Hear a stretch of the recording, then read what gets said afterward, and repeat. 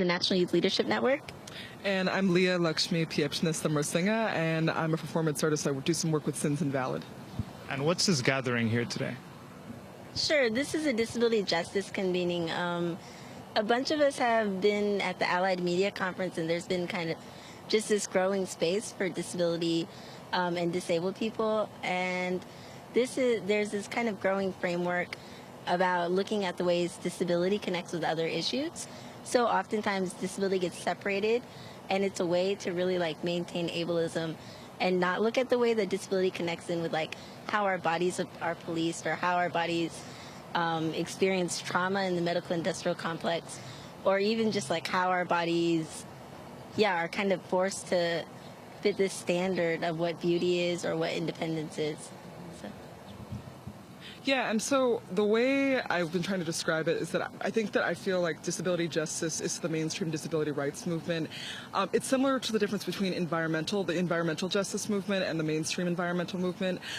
What a lot of us in disability justice are working against is a mainstream movement that's very white, very straight, very middle class.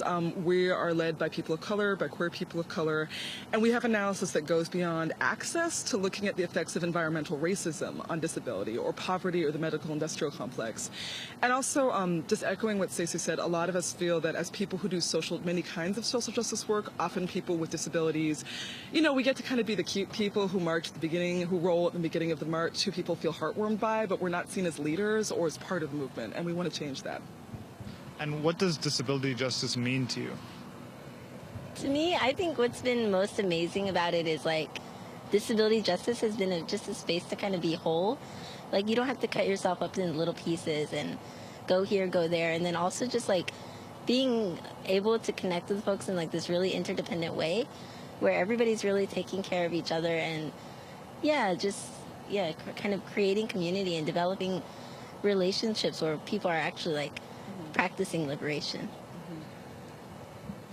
And what are some of the specific things that you're calling for? I think it's really important that we build movements that are sustainable, and I think that's one of the things that disabled people are really fierce and know a lot about. Speaking as a chronically ill, queer woman of color, I've been working in movements since I was 16, and there's a way of organizing that assumes that everybody can make it to 16 meetings a week and live on coffee.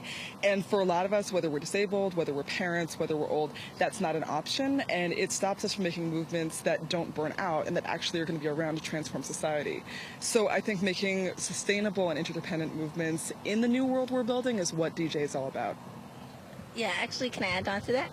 I think, too, disability justice has just been, I don't know, when we think about, there's a really limited idea of access and accessibility, and when we're really, really able to stretch it out to, what do people need to be who they are, it becomes, creating a world where everybody can really participate. Mothers, we've seen that work out well, and working class folks, everybody, and disability kind of really pushes that forward. We'll be broadcasting from the U.S. Social Forum tomorrow, then on to Toronto. I'll be speaking in Toronto on Saturday night. You can go to our website, democracynow.org. Democracy Now! Produced by Mike Berkshire, Photo Caduce, Armante Anjay, Kamat, Steve Martinez, Nicole Salazar, Hani Masood, Robbie Karen, Jackie Suin. I'm Amy Goodman. Thanks for joining us.